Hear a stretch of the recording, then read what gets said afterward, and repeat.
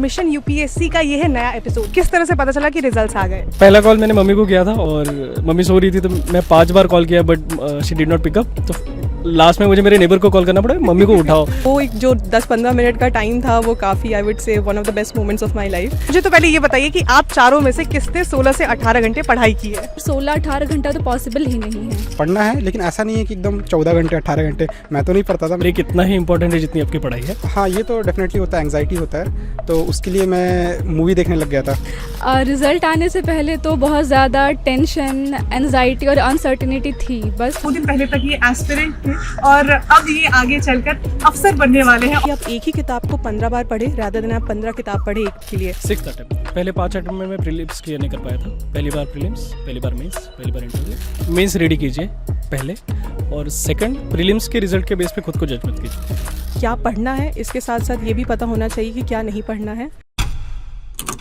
Hello, मैं हूँ स्वर्णा और मिशन यूपीएससी का ये है नया एपिसोड। यूजुअली हम मिशन यूपीएससी के जो एपिसोड्स हैं वो तो या तो ऑफिसर्स के ऑफिस में करते हैं या फिर स्टूडियो में करते हैं। तो आज आप सोच रहे होंगे कि हम कहाँ पर हैं। तो अभी रिसेंटली यूपीएससी 2023 के रिजल्ट्स अनाउंस हुए हैं और जामिया मिलिया इस्लामिया यूनिवर्सिटी में जो एक कोचिंग सेंटर चलता है यूपीएससी को लेकर, उसके कई एस्पिरेंट्स ने ये एग्ज़ाम क्वालिफाई किया है। उन्हीं में से कई जो स्टूडेंट्स हैं वो आज हमारे साथ हैं। वैसे तो पूरा देश आप सबको जान चुका है, लेकिन मैं ये रिक्वेस्ट करूँगी कि एक एक करके आप अपना नाम जो है वो बताएं। मेरा नाम आतिफ वकारो है, मैं झारखंड से हूँ। मेरा नाम प्रेरणा सिंह है, मैं भी झारखंड से हूँ। मेरा नाम नाजिया परवीन है, मैं भी झारखंड से हूँ। मेरा नाम सुरेश बोरकर है, मैं नागपुर महाराष्ट्र से हूँ। तो काफ़ी सारे झारखंड के लोग हैं यहाँ पर। तो आज हम इनकी जो जर्नी रही है अभी रिसेंटली वो जानेंगे। तो सबसे पहले शुरुआत करते हैं आपसे। तो कैसे यूपीएससी कैसे आया लाइफ में? कहीं ना कहीं शायद बैक ऑफ द माइंड था। जब छोटी थी तो शायद मेरे फादर ने मुझे बताया था एक डीएम एक पोस्ट होती है, सिविल सर्विसेज एग्ज़ाम होता है, तो बैक ऑफ द माइंड था। बट उसके बाद मैं थोड़ा, मेरा सोशल सेक्टर में इंक्लिनेशन था। I studied sociology, then social work, then I work with Vedanta as HR। And फिर वो कहीं कहीं मुझे लगा कि शायद कुछ और करना है ज़िंदगी में, तो फिर एक वो जॉब क्विट की and then I started preparing for civil services. आप बताएं। जी, मेरा भी ऐसा था कि मेरे फादर और मदर दोनों गवर्नमेंट सेक्टर में हैं, तो गवर्नमेंट मशीनरी से इंटरेक्शन होते रहता था। तो पापा बताते रहते थे ये होता है, ये डीएम होता है, या IAS एग्ज़ाम क्लियर करके आते हैं। तो बैक ऑफ द माइंड में था। लेकिन फाइनली मैंने ग्रेजुएशन के बाद मैंने डिसाइड किया था कि मुझे job as a career professional क्या आगे लेके चलना है। तो फिर मैंने प्राइवेट सेक्टर की जॉब छोड़ करके मैं सिविल सर्विसेज के प्रिपरेशन के लिए स्टार्ट कर दिया। मेरा भी around 6th and 7th class decide हो गया था कि मुझे मेरे फादर ने मुझे बता दिया था कि यूपीएससी क्या होता है, IAS क्या होता है, आप क्या उस उम्र में हम लोग सच बता रही, मैं तो स्कूल में भी हम लोग ऐसी क्लासेस ऐसी बस पढ़ते थे। नहीं, उस वक्त से मेरा डिसाइडेड था। बट हाँ, preparation I started after graduation. And graduation के बाद मैंने 1 साल जॉब की थी प्राइवेट सेक्टर में। उसके बाद जो कन्विक्शन था कि सोशल सेक्टर में वर्क करना है, और वो ज़्यादा स्ट्रांग हो गया था। तो आफ्टर क्विटिंग माई जॉब मैंने प्रिपरेशन स्टार्ट कर दी एंड 4th अटेम्प्ट में ये रैंक आ पाया है। जब जॉब छोड़ी तो ऐसे लगा नहीं था कि जॉब छोड़ना चाहिए, सही डिसीजन है या नहीं? नहीं, लाइक एक खुद की गट फीलिंग होती है, कन्विक्शन होता है। मुझे पता था कि मुझे यूपीएससी में ही जाना है। वर्क करने के लिए एक वास्ट कन्वर्स चाहिए, तो बिल्कुल मैं श्योर थी कि I have to quit this job. चलिए आप बताएं। मेरा 8th स्टैंडर्ड में डिसाइड हो गया था कि सबका मैं सुन रही हूँ कि स्कूल से ही डिसाइड हो गया था। ये बताइए स्कूल में क्या पढ़ रहे थे, क्योंकि मुझे तो कुछ नहीं पता था। मुझे तो खैर अभी भी नहीं पता कि मुझे ज़िंदगी में क्या करना है वैसे। हाँ, पता था कि हाँ यूपीएससी करना है 8th स्टैंडर्ड में, एजुकेशन और हेल्थ के सेक्टर में काम करना है, और ऐसा पोजीशन जहाँ पे आपके पास एग्जीक्यूशन का पावर हो। तो उसके बाद जब मैं मास्टर्स के टाइम पे इंटर्नशिप कर रहा था कलेक्टर ऑफिस रायपुर के साथ, जब हम रायपुर का DDMP डिजास्टर मैनेजमेंट प्लान बना रहे थे, तब आई रियलाइज़ कि एक NGO के साथ काम करना एक कलेक्टर ऑफिस में तो मोर ऑफ रिकमेंडेटरी नेचर है, इम्प्लीमेंटेशन का कोई पावर नहीं है। तो वहाँ पे वो विल और स्ट्रांग हो गया कि नहीं भाई, एग्जीक्यूशन का पावर तो चाहिए ही चाहिए। और जैसे नाजिया ने भी कहा, तो मेरा भी प्लेसमेंट हुआ था टाटा इंस्टीट्यूट में as a district coordinator for Swachh Bharat mission in Tata trust. सुबह बोला कि नौकरी छोड़ते अब तैयारी करें। हाँ, सुबह प्लेसमेंट, दोपहर में रिजेक्ट। अच्छा। आई डिक्लाइन द ऑफर और बोला कि किसी और कैंडिडेट को आप दे दे तो ज़्यादा बेटर है। और उसके बाद आई स्टार्टेड प्रिपरेशन। तो कितने साल से आप तैयारी कर रहे थे? I started in 2017। हाँ, उस तब से चल रहा है। 2018 में मेरा मास्टर कंप्लीट हुआ, उसके बाद 1.5-2 साल घर पे, और उसके बाद 21 में मैं RC आया, तब से RC। तो ये आपका 5th और 6th अटेम्प्ट? 6th attempt. पहले 5 अटेम्प्ट में मैं प्रीलिम्स क्लियर नहीं कर पाया था। पहली बार प्रीलिम्स, पहली बार मेंस, पहली बार इंटरव्यू, फॉर्चुनेटली 658 रैंक। तो ये जो डेडिकेशन है कि हमें एक के बाद एक और अटेम्प्ट्स देते रहना है, ये डेडिकेशन कहाँ से आता है? डेडिकेशन के लिए तो सबसे पहले मोटिवेशन चाहिए रहता है कि अगर जैसे मेरे साथ भी, सूरज के साथ भी जैसे हुआ, कंटिन्यूसली बैक टू बैक मेरे प्रीलिम्स नहीं निकल रहे थे, तो फैमिली और फ्रेंड्स का सपोर्ट रहा। और एक जो एस्पिरेशन था कि आपका बाकी स्टेजेस मेंस का अच्छा प्रिपरेशन है, आपका कुछ ही मार्क्स से रह जा रहा है, तो वो एक ड्राइविंग फोर्स था। उसके साथ क्या है कि आपके फ्रेंड सर्कल हर साल RCA से बच्चे क्वालिफाई करके निकल रहे थे, तो जब उनको देखता था कि वो अपने सर्कल के ही लोग हैं और वो क्वालिफाई करें तो आप भी कर सकते हो। तो ये 2-3 फैक्टर था जो हर सेटबैक के बाद फिर वापस रीगेन करने का पोटेंशियल और एनर्जी देता था। हम लड़कियों की बात करते हैं तो लड़कियों पे मुझे ऐसा लगता है पर्सनली कि एक अलग प्रेशर होता है, क्योंकि एक एज आपकी हो रही है, एक्सटेंडेड फैमिलीज़ बोल रहे होते हैं कि शादी कर लो, इस तरह की चीज़ें। उसके बावजूद इस तरह के एग्ज़ाम में इतने साल इन्वेस्ट करना, क्या वो वर्थ इट है? और उसके बाद वो किस तरह का स्ट्रगल होता है उन सब चीज़ों से डील करना? आई थिंक मैं बहुत फॉर्चुनेट रही हूँ, क्योंकि मेरी फैमिली, मेरी माँ ने मुझे बहुत सपोर्ट किया। तो I never had this pressure कि ना आपका एज बढ़ रहा है या कुछ और कर लो। My mom was very supportive, financially, emotionally, जो भी सपोर्ट है उन्होंने किया है। So in that sense I would say, and if अगर कोई और ये चीज़ देख रहे हैं तो आई जस्ट से कि आप प्लीज़ अपनी बेटियों को सपोर्ट कीजिए। आप उन्हें सपोर्ट करेंगे तो वो कुछ भी अचीव कर सकती है। एंड डेफिनेटली मैं ये ज़रूर मानती हूँ कि सिविल सर्विसेज एक लौता करियर ऑप्शन नहीं है। मेरे लिए था, मेरे अंदर वो मोटिवेशन थी, मेरे अपने रीजंस थे। बट मैं ये नहीं कहूँगी कि आपको, अगर आपके अंदर वो मोटिवेशन नहीं है, आपको कुछ और चीज़ करनी है, तो please go for that. This is not the only career option. When you are coming to this cycle, understand कि ये डिफ़िकल्ट है, बहुत कॉम्पिटिटिव एग्जाम है, तो be sure that why do you want to do it. अगर आपके अंदर वो मोटिवेशन रहेगी, आप तभी इसको सस्टेन कर सकते हो, तभी ये जो आप कंसिस्टेंसी की हम बात करते हैं वो तभी आ सकती है। अच्छा, मैं एक बहुत ज़्यादा हम इंटरव्यूज़ वगैरह में भी सुनते हैं कि जो एस्पिरेंट्स होते हैं कहते हैं हम 16 घंटे पढ़ रहे हैं, 18 घंटे पढ़ रहे हैं। मुझे तो पहले ये बताइए कि आप चारों में से किसने 16 से 18 घंटे पढ़ाई की है? इतना पढ़ना रियलिटी में पॉसिबल नहीं हो पाता वो है। बस ऐसी मेटाफर है वो एक। एंड यूपीएससी में क्या होता है कि क्वालिटी मैटर्स ओवर क्वांटिटी। तो अगर आपने स्टार्टिंग में प्रिपरेशन की है, स्टार्ट किया है, तो थोड़ा ज़्यादा पढ़ना होता है।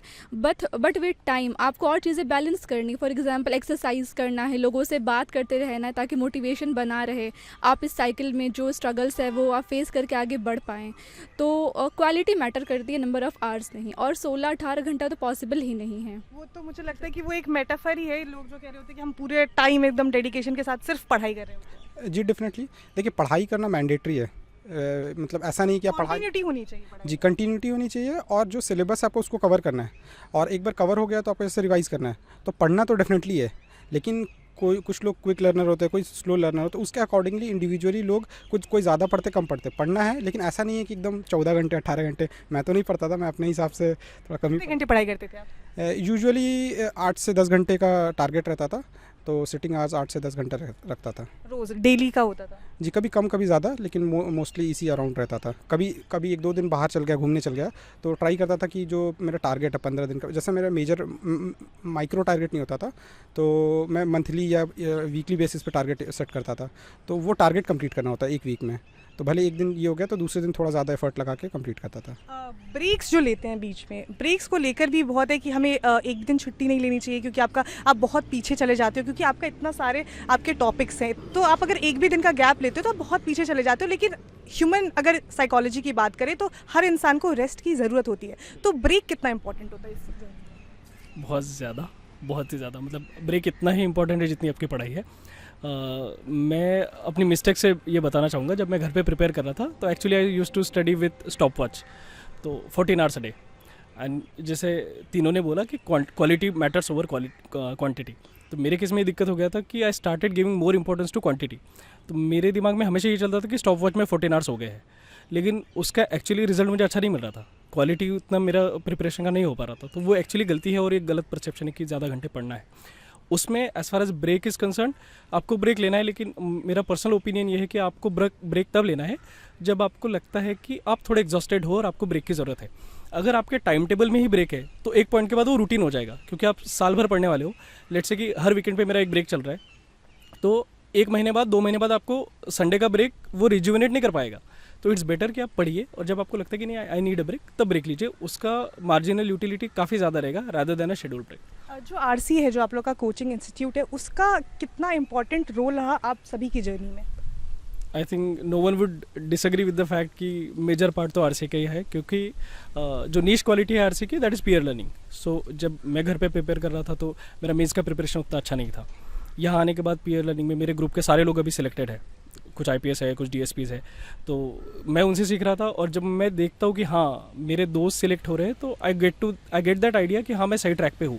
अगर वो वैसा लिख रहे हैं और मैं भी उन्हें फॉलो कर रहा हूँ, तो हाँ मैं सही जा रहा हूँ, क्योंकि मेरा ग्रुप भी सही जा रहा है. तो that is something very important. हम कोचिंग सेंटर की बात की इन्होंने कि आपके कोचिंग में आसपास लोग क्वालिफाई कर रहे हैं, इससे आपको मोटिवेशन मिलती है, लेकिन कहीं ना कहीं आपके अंदर वो भी रहता है कि लोगों का हो रहा है, हमारा नहीं हो रहा है. एक कॉम्पिटिटिव नेचर होता है. तो तैयारी के साथ इस चीज़ को किस तरह से टैकल करते हैं? अगर हमें उनका बैकग्राउंड पता है कि उनको आज अगर अच्छी सक्सेस मिली है, तो हमें पता होता है कि उन्होंने 3 अटेम्प्ट फेल किया, उनके स्ट्रगल्स क्या थे, तो हमें वो पॉजिटिवली मोटिवेट करता है, हम उनसे रिलेट कर पाते हैं. तो that act as a catalyst, आप और अच्छे से वर्क कर पाते हैं. हम अगर तैयारी की बात करें तो कहते हैं कि आप इतनी बुक्स पढ़ें, आप किसी भी टॉपिक को लेकर आप इतनी किताबें पढ़ें, बट इसका सिलेबस ही इतना, मतलब 135 टॉपिक्स होते हैं. अगर हम बात करें सब्जेक्ट्स की, मतलब मुझे ज़्यादा नहीं पता, मैं मोटा माटी बता रही हूँ. तो उन सब के बीच में कितनी सारी किताबें हैं, मतलब बहुत सब कुछ है आपके पास, स्टडी मटीरियल्स. तो उन सब में अगर मैं आपसे पूछूँ कि ऐसे कौन से स्टडी मटीरियल्स हैं जो आगे आने वाले एस्पिरेंट्स होंगे जिन्हें डेफिनेटली पढ़ना चाहिए, जो लाइक बेसिक स्टडी मटीरियल्स होंगे, तो वो कौन कौन से होंगे अकॉर्डिंग टू आप? देखिए अभी एक्चुअली यूपीएससी का क्या है कि मटेरियल्स की कोई कमी नहीं है, तो you need to understand what not to study. इसमें मैं कहूँगी कि एक बेसिक बुक लिस्ट आती है, ठीक है. फॉर एग्जांपल मैंने मॉडर्न इंडिया के लिए स्पेक्ट्रम की बुक पढ़ी, या मैंने लक्ष्मीकांत पढ़ा है पॉलिटी के लिए. तो ये एक बेसिक लिस्ट है, और मेरा ये मानना है कि आप एक ही किताब को 15 बार पढ़े रादर देन आप 15 किताब पढ़े एक के लिए. तो एक बेसिक आपकी बुक लिस्ट होनी चाहिए, उसको आप जितना रिवाइज़ कर सके. मतलब अगर आप प्री दे रहे हैं तो प्री से पहले कम से कम 4-5 रिविजन हो जाने चाहिए, उसी के हो जाने चाहिए. और फिर एक कॉन्फिडेंस होना चाहिए कि मैंने पढ़ा है, अब वो जो सवाल आएंगे उसको मैं कर सकती हूँ, क्योंकि यूपीएससी ऐसा एग्जाम है कि डायरेक्ट बुक से तो सवाल नहीं आने वाले हैं. तो ये मेंटालिटी, ये माइंडसेट समझना पड़ेगा एग्जाम का. बट मैं यही कहूँगी कि बेसिक बुक लिस्ट है, और आप उसको ही बार बार पढ़े, बार बार रिवाइज़ करें. आप बताएं. इसमें मैं एग्री करता हूँ इनसे, प्रेरणा से. एक दो चीज़ मैं ऐड करना चाहता हूँ. इसमें क्या है कि जैसे PYQs होते हैं, सिलेबस होते हैं, तो क्योंकि सिलेबस में भी बहुत ब्रॉड टॉपिक्स लिखे हुए हैं, तो हमको PYQ एक बार एनालाइज़ करना चाहिए कि प्रीलिम्स मेंस दोनों में खास करके, कि क्या क्या क्वेश्चंस आ रहे हैं, किस लाइंस पे क्वेश्चंस आ रहे हैं. तो एक बार आप 5-10 साल का PYQs देख लोगे तो आपको ब्रॉड थीम्स पता चल जाएगा कि यूपीएससी इस थीम्स में क्वेश्चंस पूछ रहे हैं. तो एक बार आप वो आपको बैक ऑफ द माइंड में रहेगा. तो जब आप बुक भी पढ़ने जा रहे हो स्टैंडर्ड बुक, तो स्टैंडर्ड बुक सब बुक्स यूपीएससी के लिए नहीं लिखे होते हैं, तो एटलीस्ट आपको पता चल पा जाएगा कि ये टॉपिक्स मुझे सेग्रीगेट करके इस पर ज़्यादा फोकस करना है. तो वो मैं ऐड करना चाहूँगा प्रेरणा के थॉट पे. हम बात करते हैं, इतने सारे टॉपिक्स हैं, इतने सारे बुक्स हैं, उसमें रिवीजन का रोल भी काफ़ी ज़्यादा इंपॉर्टेंट हो जाता है. तो उसमें आप लोग किस तरह से टाइम मैनेज कर पाते हो? अगर मैं आपसे पूछूं कि एक तो इतने सारे आपको टॉपिक्स कवर करने हैं, उसके बीच में जो आपने टॉपिक कवर किया है, जो आज आपने पढ़ा है, इतने सारे टॉपिक्स हैं कि अब नेक्स्ट टाइम आप उसको 3 या 4 महीने बाद ही पढ़ पाओगे. तो वो जो रिविजन की साइकिल है वो किस तरह से मेंटेन हो पाती है? जहाँ तक रिवीजन की बात है, रिवीजन बहुत ही ज़्यादा इंपॉर्टेंट है. अगर आप कोई चीज़ 10 चीज़ें पढ़ रहे हो, उससे बेहतर है कि 5 चीज़ें पढ़ो लेकिन 2 बार पढ़ लो, 2 चीज़ें पढ़ लो लेकिन और ज़्यादा रिवीजन कर लो. तो रिवीजन इज़ बहुत ही ज़्यादा इंपॉर्टेंट. हाँ, जहाँ तक रिवीजन का साइकिल का बात है, वो इंडिविजुअली थोड़ा वैरी करेगा. जैसे अगर आपका कोई सब्जेक्ट, लेट्स से पॉलिटी आपका स्ट्रॉन्ग है, तो आपको पता है कि इसका रिवीजन मैं फास्ट कर सकता हूँ, ये टाइम कम लेगा. तो प्रीलिम्स के पहले मैं पॉलिटी को हो सकता है 1 दिन में निपटा दूँ. तो लेकिन वही उसी जगह पे मेरा इकोनॉमिक्स थोड़ा टफ है, मुझे नहीं होता याद, या फिर मैं नहीं रिकॉल कर पाता. तो मुझे पता है कि मुझे टाइम देना है. तो अगर आपके टॉपिक्स या आपके सब्जेक्ट्स की प्रायोरिटी आपको क्लियर है, आपको पता है कि स्ट्रेंथ क्या है, आपकी वीकनेसेस क्या है, और यूपीएससी के प्रीलिम्स में या मेंस में कौन से टॉपिक पे कितना जोर दिया जाता है. जैसे GS3 में डिजास्टर मैनेजमेंट है, साइंस एंड टेक है, IR GS2 में है. तो there are certain topics which are certain themes which are very important for UPSC. और आपको लगता है कि एक XYZ थीम मेरा स्ट्रॉन्ग एरिया है और वीक एरिया है, उस हिसाब से आप फिर प्लान करेंगे. अब हम बात करते हैं यूपीएससी के रिजल्ट्स की. तो मुझे बताइए फर्स्ट रिएक्शन जब आप लोगों ने, किस तरह से पता चला कि रिजल्ट्स आ गए? एक्चुअली मुझे मेरी रूममेट ने बताया, मैंने अपना रिजल्ट नहीं देखा था, तो वो आई और वो दौड़ते हुए आई, उसने बताया कि अरे हो गया है तुम्हारा. सो या इट वाज विश्वास हो गया था? मैं फिर वापस भागते हुए गई, मैंने अपना फ़ोन चेक करा, फिर अपनी मम्मी को कॉल करा. तो या वो एक जो 10-15 मिनट का टाइम था, वो काफ़ी, आई वुड से, one of the best moments of my life. So definitely grateful for that. But या बहुत अलग फील होता है उस टाइम. घर वालों का क्या रिएक्शन था जब वो फर्स्ट कॉल जब आपने उनको किया होगा, तो उनका किस तरह से रिएक्शन था?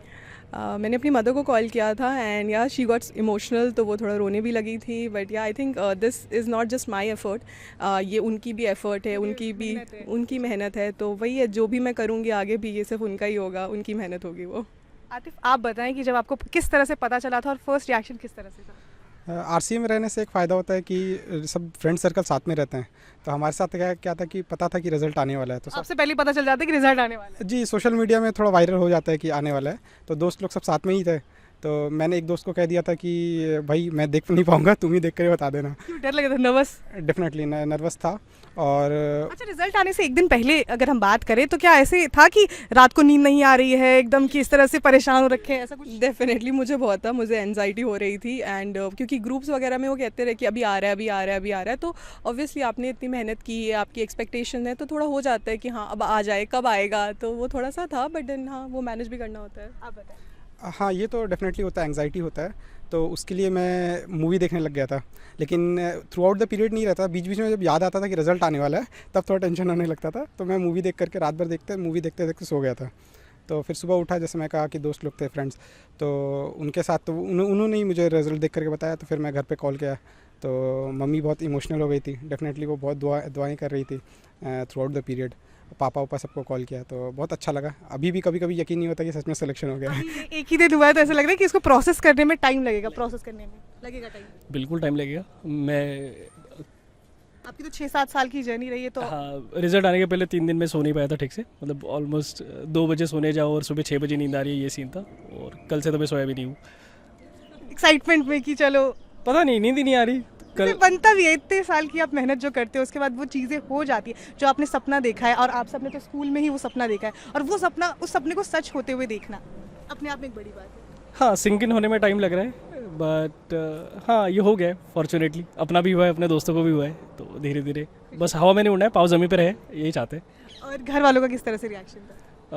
पहला कॉल मैंने मम्मी को किया था ऑब्वियसली, और मम्मी सो रही थी, तो मैं 5 बार कॉल किया, but she did not pickup. तो लास्ट में मुझे मेरे नेबर को कॉल करना पड़ा, मम्मी को उठाओ।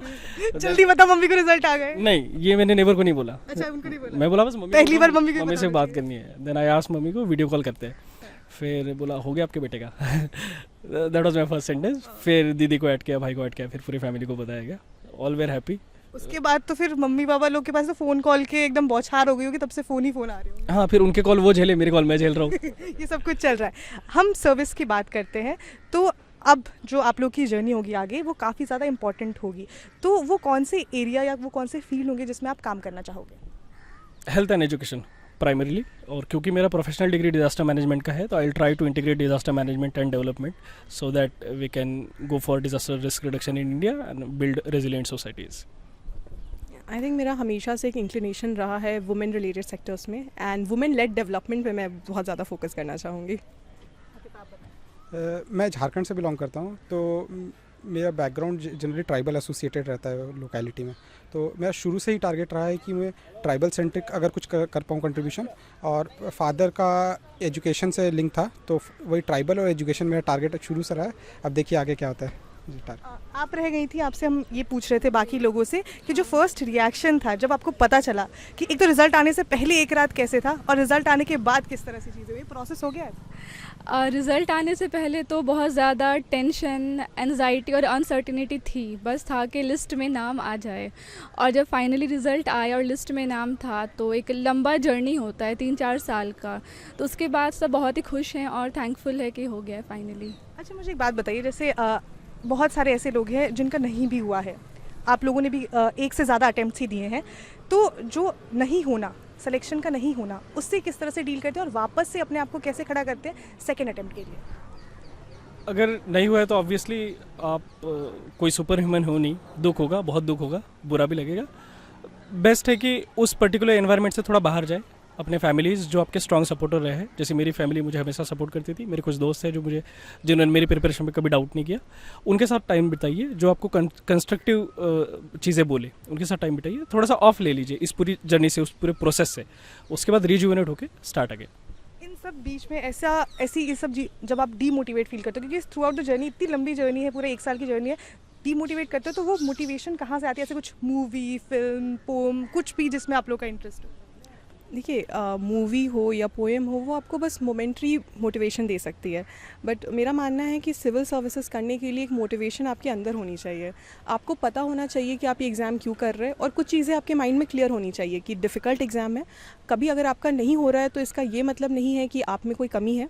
कभी कुछ चीज़ें होती है जो आपके कंट्रोल में नहीं होती, हम उसे नसीब कहते हैं, किस्मत कहते हैं। तो इन चीज़ों की एक अंडरस्टैंडिंग होनी चाहिए। डेफिनेटली जैसे सूरज ने कहा कि आपके आसपास ऐसे लोग होने चाहिए जब भी कभी आप बिल्कुल, मतलब कभी ऐसा होता है कि आपके अंदर खुद कॉन्फिडेंस नहीं होता बट बाकियों पे आपको कॉन्फिडेंस है। मेरी माँ ने मेरे पे बहुत कॉन्फिडेंस दिखाया, मेरे दोस्तों ने दिखाया, तो वो कॉन्फिडेंस आपको बहुत मोटिवेट करता है। बट हाँ, डेफिनेटली कभी कुछ आपने कोई गाना सुन लिया, कोई मूवी देख ली।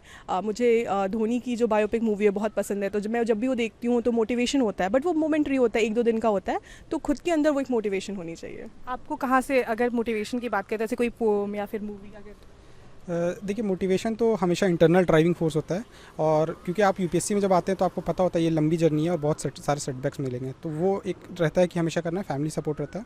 इसमें मैं ऐड एक ही चीज़ करना चाहूँगा, जब आपको सेटबैक्स मिलते हैं तो आप यूजुअली ट्राई करें कि आप ऐसे लोग से सराउंड करें जो आपको पॉजिटिवली मोटिवेट करें। इसका मतलब ये नहीं कि आपको अपना खुद को एनालाइज़ नहीं करना है, एनालाइज़ करना है लेकिन उस वक्त नहीं करना है। एटलीस्ट उस मोमेंट पे आपको पॉजिटिव लोग जो आपको सपोर्ट कर रहे हैं उनके साथ रहिए, बहुत आपको पॉजिटिव एनर्जी मिलेगी। और उसके बाद 1 हफ्ते बाद में खुद को एनालाइज़ कीजिए कि कहाँ कमी रह गई, और उस पर फिर काम करने से मुझे लगता है कि ज़्यादा एफिशिएंट रिजल्ट आएंगे। आप किस तरह से जो ये आप होपलेस हो जाते हो पूरी जर्नी में, उसको किस तरह से टैकल करते हैं? आई थिंक पेरेंट्स और फ्रेंड्स सबसे ज़्यादा सपोर्ट सिस्टम है जो आपको मोटिवेट कर सकते हैं। और जो आपके सीनियर्स हैं, जैसे कि मैं जामिया में थी तो मैं काफ़ी फॉर्चुनेट थी, तो उनकी जर्नी से मैं सीख सकती हूँ। और मोटिवेशन से ज़्यादा इंपॉर्टेंट है व्हाट आई फील के अगर आपका कुछ फेल हुआ है प्रीलिम्स या मेंस या किसी भी स्टेज में, तो ज़रूरी है कि आप उसको फाइंड आउट करें कि क्या कमी रह गई थी, क्या मिस्टेक थी। अगर आप फाइंड आउट कर लेते हैं तो आप फिर और स्ट्रॉन्गर बन के आप नेक्स्ट स्टेज अपना स्टार्ट कर सकते हैं। एक सजेशन अगर देना हो आगे जो एस्पिरेंट्स हैं उनके लिए, एक बस लास्ट क्वेश्चन मेरा है कि एक सजेशन अगर देना हो जो एस्पिरेंट आगे तैयारी कर रहे हैं, तो वो सजेशन क्या होगा आपकी तरफ से? मेरे अपने एक्सपीरियंस के बेस पे आइल से कि मेंस रेडी कीजिए पहले, और सेकंड प्रीलिम्स के रिजल्ट के बेस पे खुद को जज मत कीजिए। मैं वही कहूँगी कि आप अपने मिस्टेक्स को एनालाइज़ करिए और मेंस की प्रिपरेशन अच्छे से रखिए, एंड टेस्ट सीरीज़ और PYQs देखते रहिए।